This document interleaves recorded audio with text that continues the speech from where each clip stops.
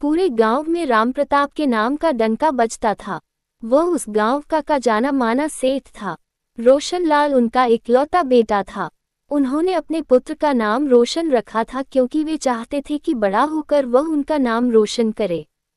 जब रोशनलाल ने अपनी विद्यालय की शिक्षा पूरी कर ली तो सेठ जी ने उससे कहा, बेटा, मैं चाहता हूं कि तुम एक अच्छे डॉक्टर बनकर दीन दुखियों की सेवा करो। जैसी आपकी इच्छा पिताजी। रोशनलाल ने पिता की इच्छानुसार डॉक्टरी में प्रवेश ले लिया। साल भर बाद ही वह अपनी पढ़ाई छोड़कर आ गया और बोला, पिताजी, मैं डॉक्टर नहीं, इंजीनियर बनना चाहता हूँ। इंजीनियर बनकर मैं एक बड़ा सा कारखाना खोलूंगा और इससे बहुत बेरोजगार युवकों को काम मिल जाएगा। सेठ भी पुत्र की बात से सहमत हो गए और उसने इंजीनियरिंग में प्रवेश ले लिया। साल भर बाद वह फिर घर लौट आया और बोला, पिताजी, मैं तो एक आदर्श शिक्षक बनना चाहता हूँ। शिक्षक बनकर मैं विद्यार्थियों में सद्गुणों का विकास कर पाऊंगा। इस बार पिता पुत्र की बात सुनकर चुप हो गए और अपने मन ही मन उन्होंने कुछ निश्चय किया। अगले दिन वे उसे एक खेत में ले गए। रोशन ने देखा कि उस खेत में 50-50 हाथ गहरे 4 गड्ढे खुदे हुए थे। इन चारों गड्ढों से कुछ ही दूरी पर खेत का मालिक 5वां गड्ढा भी खुदवा रहा था। पिताजी, इस खेत में इतने गड्ढे क्यों खुदवाए जा रहे हैं?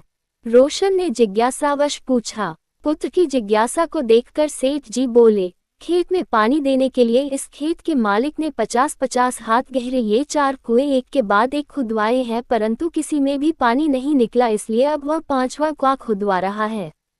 कितना मूर्ख है इस खेत का मालिक। अगर वह 50-50 हाथ गहरे की कुओं के स्थान पर 200 हाथ गहरा एक ही कुआं खोदता तो खेत भी नहीं बिगड़ता और इससे कम धन और कम परिश्रम से ही पानी भी मिल जाता। बिल्कुल ठीक सोचा तुमने पुत्र। जो व्यक्ति अपने लक्ष्य को बार बार बदला करते हैं, अंत में वे थाली के बैंगन के समान इधर उधर लुका करते हैं। वे कभी अपने लक्ष्य की प्राप्ति नहीं कर पाते। अंत तक वे खाली हाथ ही भटका करते हैं।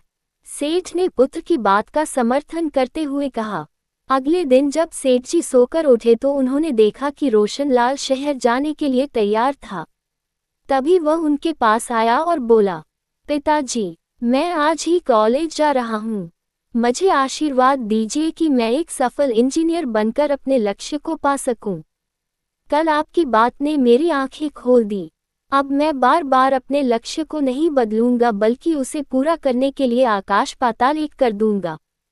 बेटा, मेरा आशीर्वाद सदा तुम्हारे साथ है। गदगद होकर सेठ जी ने कहा और पुत्र को गले से लगा लिया।